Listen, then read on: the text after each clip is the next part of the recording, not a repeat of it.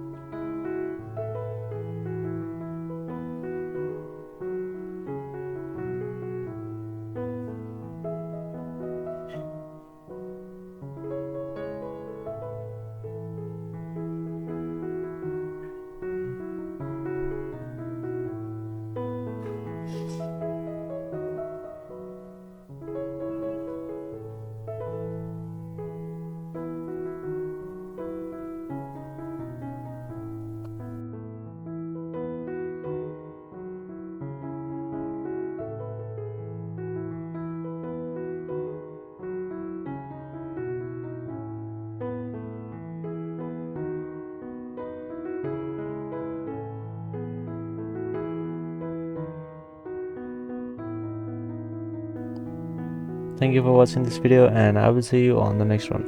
Also, don't forget to subscribe to our channel for more videos like this.